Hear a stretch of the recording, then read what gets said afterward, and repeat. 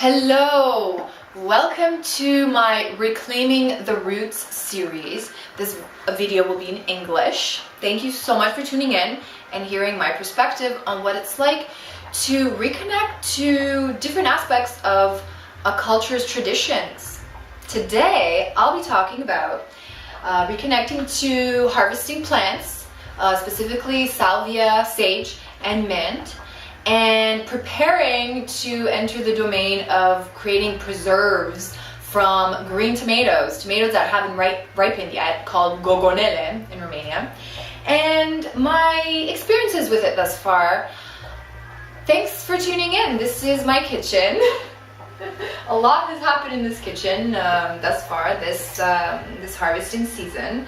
But today is a big day because I finally had the courage to snip at the sage and at the mint in the garden. Look how beautiful it is. Smells divine. Thank you so much, sage and mint. Mint's over here. I'm preparing now to cut them and sorry, they've already been cut. Preparing to wrap them and to hang them in the pantry that I'll show you at the end. Now, what I found the most interesting thus far is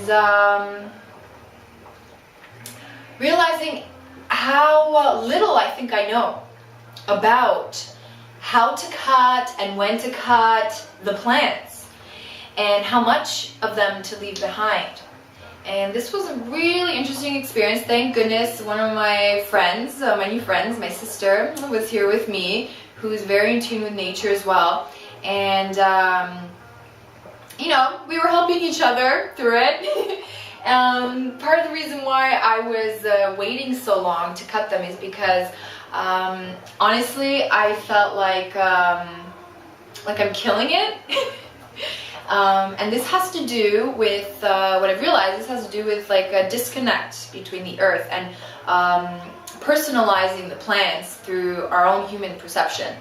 And you know, it's cool and all that, but it's actually a bit faulty because I can look at it through another perspective where the plant, you know, if I don't pick it, if the human doesn't pick it in the end, it's going to die anyway because the temperatures are dropping very quickly here in the Dacia Valley. And they're already starting to suffer, and you can tell they're suffering, they're getting cold, they're slowly dying. In fact, the best time to pick herbs is a bit earlier on in the fall, probably around the equinox time, because that's when it's at its height. Well, technically it's at summer solstice at its height, but then it's still growing. It's too soon to cut, in my opinion. I'm still learning these things. But overall, I cut them today. And there might be more to cut, but I think I'm good with this because I don't want to take too much from the ecosystem either, because a lot of the bees this year had very little to feed off of, and they were swarming not only the sage and the salvia flower buds, but also the apples. Like a lot of the villagers, the elders in this region, have been shocked themselves, actually, saying, whoa, they've even been eating the apples. I've never seen anything like it before. So I want to offer and leave some for the ecosystem, for the bees as well, because they're getting cold too. So I'm going to dry them now, and maybe I'll do a video later about the other aspects of them. Now, here's one other thing I'd like to share with you. So I'm preparing to do preserves, aka gogonele, the green tomatoes that just never ripened, and I'm all set up here. I've been setting up for a while, getting all my ingredients. Mustard seeds, very essential to preservation and to the fermentation process. Really good salt, without, make sure, okay, that's not focusing. Make sure it's without iodine added into it. Black pepper, daphne, I can't translate it right now, I can't remember right now, and celery root leaves, very important, and some thyme, and some dried dill that I have hanging in the pantry. And so what I realized is that, here, let me show you the pantry. Anyway, this is a wonderful stew here that is made of diverse vegetables that I've gathered from either the neighbor across the street, who's been very kind and generous in sharing some of his harvest with us, as well as the local piazza in Orăștie. Look at these beauties. Look at these beauties. Oh my gosh, these apples are from Popasul Dacilor in Costești. It's like I'm becoming friends with them. And honestly, I'm not crazy. I'm just trying to show another perspective and just a little reminder that, like, you know, it's such a blessing to have these vegetables at this time of year and to connect to them and to know where they came from and to honor the hard work of all the gardeners from this region that have worked to grow these and to sell them for like 2 lei, 3 lei, 5 lei, you know, not much money. They're not really doing it to make a ton of money. They're just doing it because they know how, first of all. Hallelujah. It's really not that easy. Now, this is what we grew this summer. We managed to grow these babies here, okay? This is our pride and joy right now because these came from our beautiful garden in the back. And I'm sure you've seen some pictures of them before. Wow, thank you so much. This is spinach from someone else.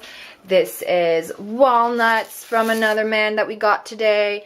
Dried dill, beans, and hrean. Ah yes, this is another essential ingredient that goes into the preserve that I'm learning now how to cut and how to combine the consistencies of all these ingredients.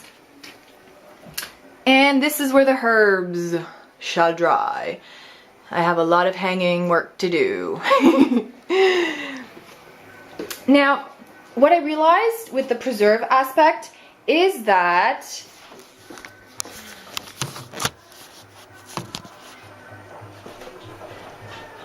hi, I'm still doing it. Oh, sorry. Hi, Steve. Come on in. You can pass through. Please say hi. Hello. It's nice and steamy in here. Yeah, it is. It's earthy. I was just about to talk about the aspect of feeling like I don't know how to make the preserve because a lot of ingredients are involved, and I showed them a bit. A lot of ingredients are involved, and it depends on the synergistic balance of all those ingredients to make sure that it doesn't go rotten over the winter months.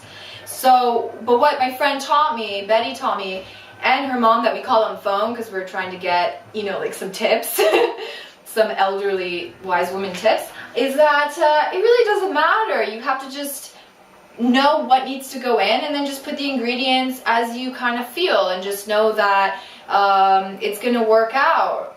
You know, and I was sharing with you earlier, you don't have to stand here, by the way, no, but thank you for listening. Thanks for listening. It feels a little more natural to talk to a human than just the camera. Yeah. Anyway, I'm not as used to it as you are, Stephen, the Great. But yeah, so I was realizing that I think part of my apprehension to getting started and really getting into this type of harvesting and winter preparation work, that is such a rich part of Romanian village culture that is still very alive today, and I consider it a huge blessing and a huge treasure, really. A lot of my apprehension had to do with, I think, guilt and like regret that, wow, I never learned these skills. I could have learned these skills because my grandma did these things and my mom kind of did these things too, but I just never wanted to learn.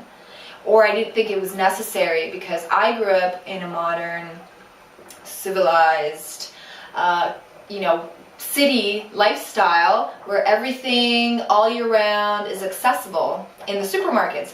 So I just never understood why, you know, as a kid, why it would be necessary to do these things. I knew it existed, I knew people did it, but I just never thought I needed to. Or why would I wait? Why it takes a lot of time? Like, why would I do it? But now I'm really connecting to it, and I'm so grateful because there's so much value in it to really connect to your own food and to know where your vegetables are coming from. And I showed them in the pantry, and to learn how to like alchemize the ingredients and put them together, and know that in a few months over the winter, during the winter cold months when you don't have access to fresh fruit of these lands, that you can eat it and that it's fermented, that it's healthy, it's probiotic. and it's something that you prepared in advance for, something that tourists just loves to do, to be prepared. So this is very nourishing and nurturing to me, and I'm really grateful for this experience. And I just want to say that even if you live in a city, you can still find fresh herbs and vegetables at the local piazzas anywhere in the world that you may be, and that it's really not that complicated, and it doesn't have to be such a daunting experience, and you will definitely not regret it in the winter when you open up a jar of gogonelle. Yeah. Oh my god, I can't wait. It's gonna be so good and so rewarding, honestly. And one more thing I want to say is the vegetables and the plants really are teaching me and are reminding me that I actually already know how to do it. It's nice when someone shows you and teaches you, but you have to just do it yourself and practice and just keep going, and the information and the skill and the intuition to create it will come, and it's already there inside of you. You just have to put it to use. So I'm so grateful for this experience. Happy harvest time. Today in Canada is Thanksgiving. Oh my god, what a synchronicity. Anyway, in Romania it's just another Monday. A harvest Monday, and most Romanians have already picked their crop because they're very wise and they know when and how, and I'm so grateful. I look forward to learning from them. If you are in Romania, oh my goddess, go and find out from the source if you have the opportunity, because these elders really know how to work the land and how to work the beautiful, nourishing foods that can grow from the earth. Thank you. Happy autumn!